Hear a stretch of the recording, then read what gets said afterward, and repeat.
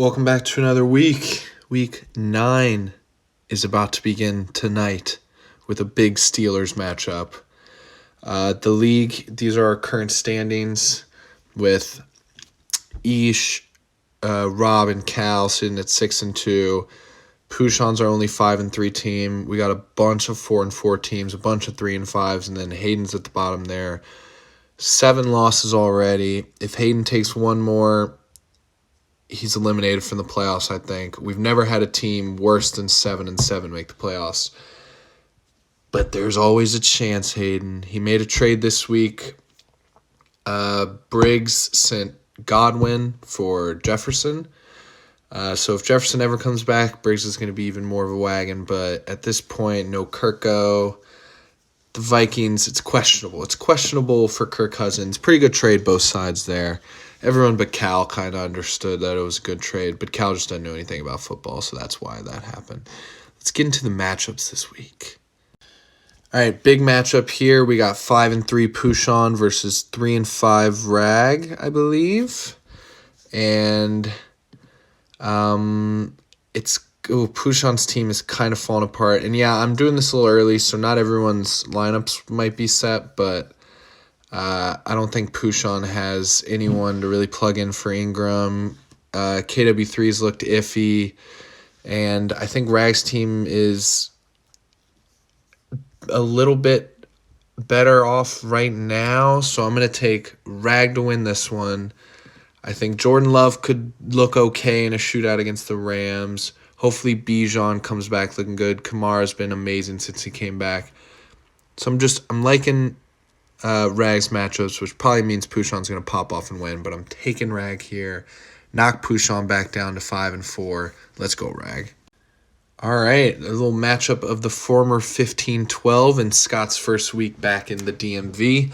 So right now, Scott hasn't put anyone in for Kirk, and Mace hasn't put anyone for Ritter, but Mace is going to have to pick someone up off waivers because his other quarterback, T-Law, is also out. My boy Taylor Heineke getting the start over Ritter. And a boy, Taylor. Let's go. Yeah, I think Mace, assuming Mace gets a quarterback, I'm taking him to win here.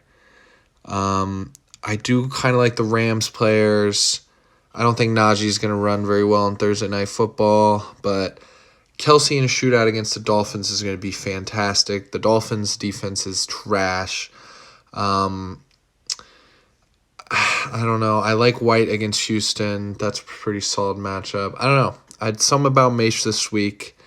Scott's going to have to plug in Michael Thomas probably. I like Mace. Going Mace here. Let's go, Mace. Get this dub.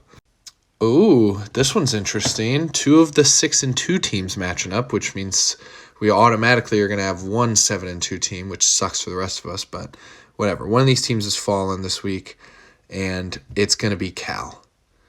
I mean, Cal has 2 good players, Etienne and McCaffrey, and they are both on bye.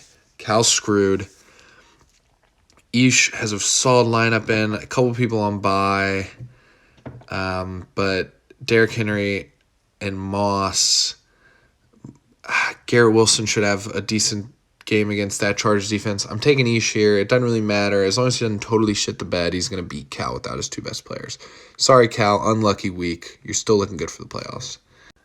Ooh, all right. I think Sutton's one of the 4-4 teams, so this is a pretty big game for him. Yeah, he's a 4-4 team, but he's on the edge outside of the playoffs right now.